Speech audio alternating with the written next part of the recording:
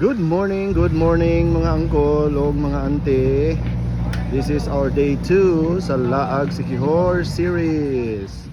So karon moadto sa daw mi sa Minterio to pay respect to the elders na naadre na lubong sa amo ang mga ibangan. Okay? So dire mi karon sa saging Maria nagstay, and this is where nagstay, matulog mi for the next 5 days. So mo niyang balay nilang Henji Jerusalem diri sa saging, diri mi nagstay, and again we will be riding our crosswind, kuros-kuros ang wind. So this is our transportation for today. Okay, tomorrow we will be riding a motorcycle na pong hulaman sa Jerusalem family. Kaya sila 5, not 1, not 2, but 5 kabuok motorcycle. So ang ilahang business di ay is scrap production. So kung naamoy ipangbaligya ng mga scrap, okay, ipang dispose ng mga scrap diri sa Siquijor, i-contact lang ninyo si H&M Scrap Buyer and Collector, si Henji ug Maricel. Nara, so dire, so manlakaw sa mi adto mig Minterio, then after the Minterio adto mi sa Kagusuan. Ako na pud mong dadon sa amo ang laag diri sa Siquijor. Okay.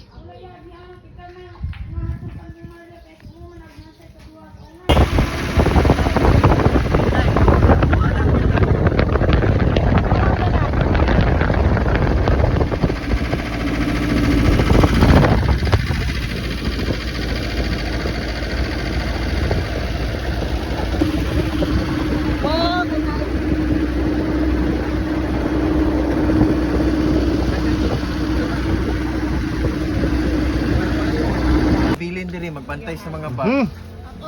Naabot na tayo sa first na destination. Pay respect to the elder na namatay na. Sabay ngalan na ni nga Minterio, ha? Lang kakil, magbantay. Sige. Sa ngalan sa Minterio dire doon. Simentero. Dagan. Naraang atong unang destination. Mag-visit sa cemetery. Sabay ngalan na ni nga Minterio, J. Maria Public Cemetery. Yung duha mo na naman ay pinasmile, Maria Public Cemetery. Okay, so dire daw Maria Public Cemetery based sa intel nga atong nakuha kang Hinji, owner sa scrap production, H&M Scrap Production. So pamalit sa tao kandila, and then right after pamalit sa kandila adtuon ang mga pansyon or tomb kung aha ang atong elders namatay na. So this is actually ang ritual for ang ginabuhat every time mag-anhi sa Siquijor. So this is, I think, my 3rd time na ni-visit sa Siquijor. Na maguna dire kay ang atong ikaisa is with my co-employee sa ICI. That was an outing sponsored by ICI na dire pod sa Siquijor ang destination. So wala pa ni adto ni anhi sa Minterio kay di man ang atong family ang atong kuyog. So right after dire sa Minterio, maadto dayon og Kagusuan Beach. Dadon sa tamo dadto sa Kagusuan Beach. Kita nato kung unsa ang beauty sa Kagusuan Beach. Okay?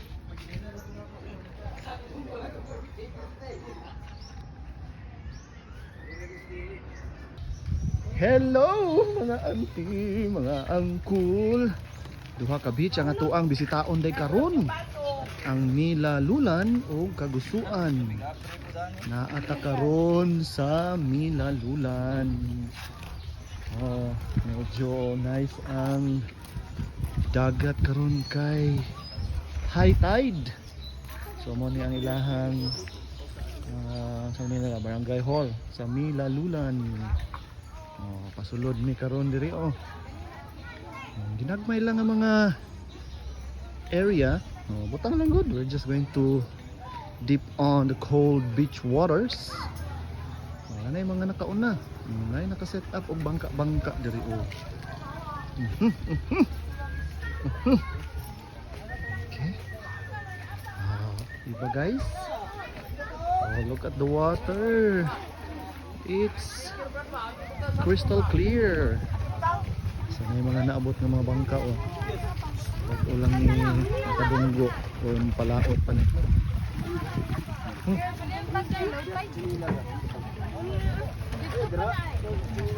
Milalulan. Milalulan.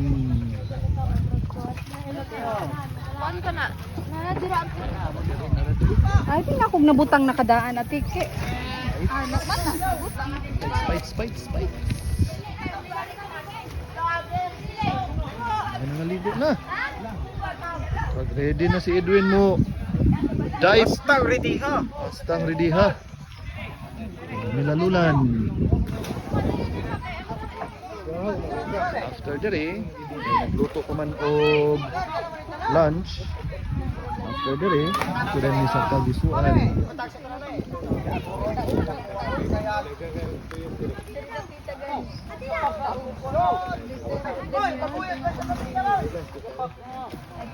Ada. Hello.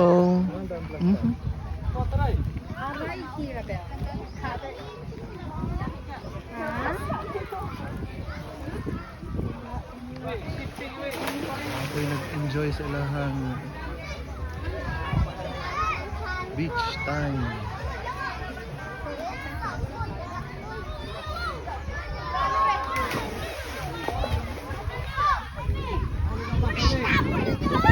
George. George. Saan ni George? Walo-walo. Hello. Sama ni na. Oh my God. Dako ni na walo-walo.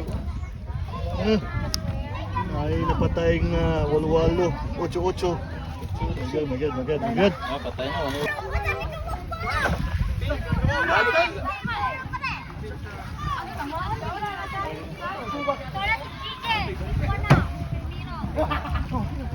Break it down, yo, man.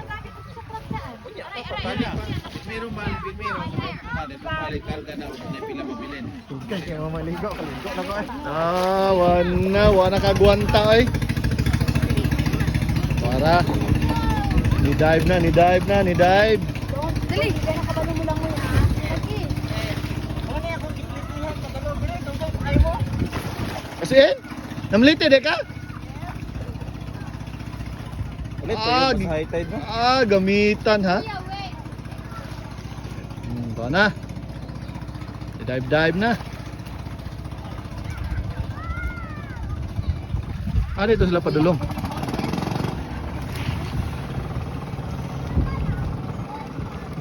Sin. Dila dito. Kuya, likod ana.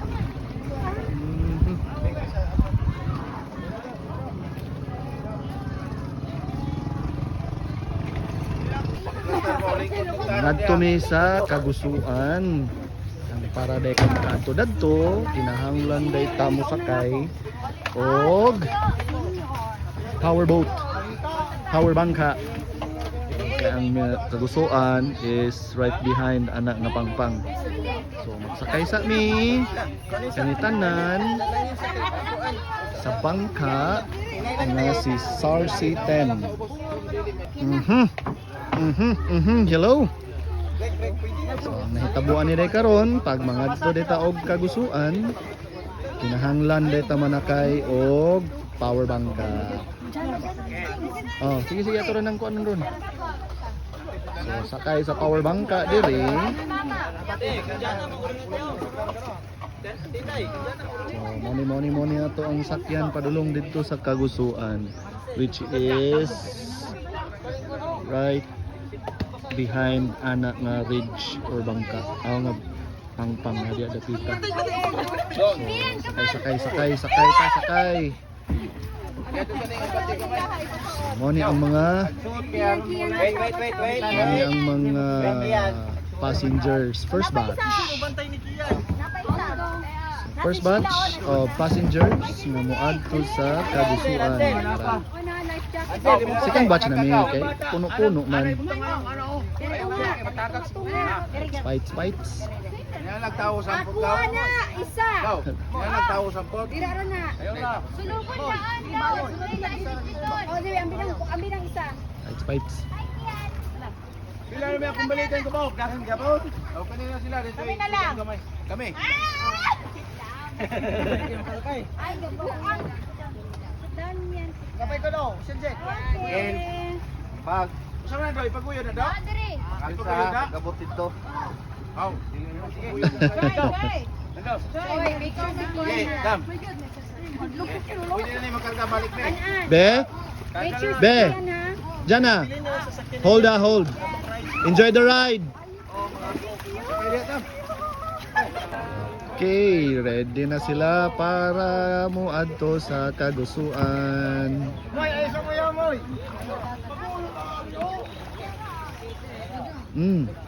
Yung giping. Saman. Oh, lagi ini magbuhol. Ito na nang doon tanan ron. Ay, kadali.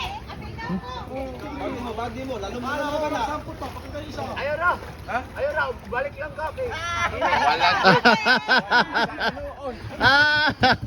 Larga na muna. Oh, larga na sila. Okay.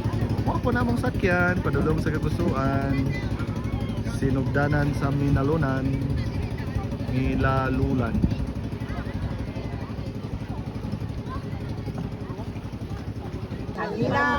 Oh, nya dayon, man tapadong ani ron Maricel. Mag-vlog naman jud ko. Sa kuan. Ata pa dong? Kuan. Kagusuan. O nga no. Bangoy. Kar na mapunik-plug. Okay. So adto daw may Kagusuan. Dia dapita o kana dia likod ana nga pangpang. Sure. Ha? Dadi to ang treasure. Treasure ni Sa to. Yamasita. Ah, kadaghan abag. Abig to sa Bukidnon, to sa Davao, nara na diskihor di ay. Okay. Oh. So, dirita nagsugod sa Milalulan para moadto og Mauna na pa. Kagusuan. Apas na siya. Junjun na na. Okay. Andar na mo ang powerboat.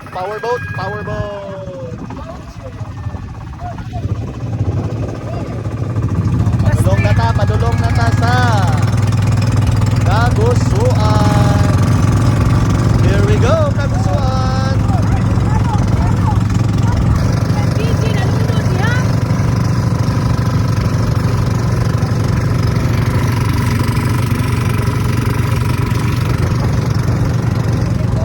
Kagusuan.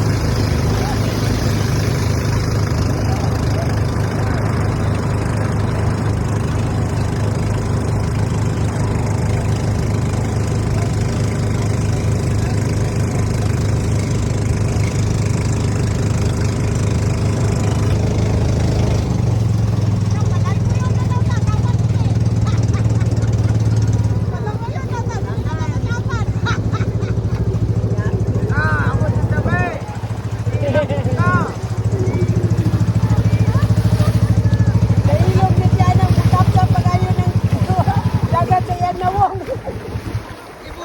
No?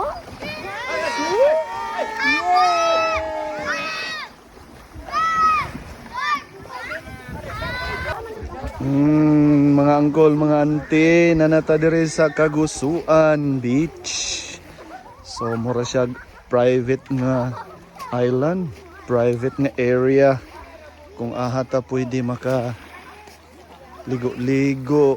And ang naa karon is kita lang only ang Ho, Pakarat, Ubyal, Baret, Ambos family ang naa diri. Oh, grabe. Sorry, napadalain po dagto di ay. Oh, very nice. Kani siya nga area pwede lang nato ma-access through a boat ride gikan Milalulan. Oh, look at the waters. Look at those green, clear waters. Oh, di ba? Very nice. So, sugba-sugba ginagmay. Nahanap Oh. dito ng andar. So, mo ni ang nasa likod ani. Kamay. Pero nice kayong area ang naa nato karon. So, we will be spending the entire afternoon diring Lugara. Oh. So, sa una pwede na ma-access by way of Dira Dapita. Pero high tide man di na to maagian. So that's why nag-agi ta or nagrenta og boat para atong maanhian ni nga lugar. Oh, nice di ba? Nice. So katong gusto maanhi diri, pwede ninyo ma-access ni nga lugar by way of Milalulan, abang lang mo og bangka, powerboat para inyo ning manian diri. So nice kayo, mga uncle, mga auntie, ang lugar. Diri ta tibok adlaw, tibok hapon. So karon 12 noon na. So mag-lunch na mi ani karon diri. Okay, kay the entire morning ga-prepare sa food nga dadon dire. So 12 noon na ta nakaanhi. Second batch. Kaya ang first batch naka-enjoy na sa ilahang ligo-ligo. Diba? So gamay ra gyud kay siya nga area. Pero limpyo kay ang tubig. Muna.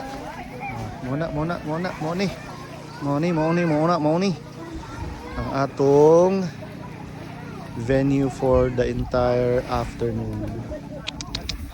So nice.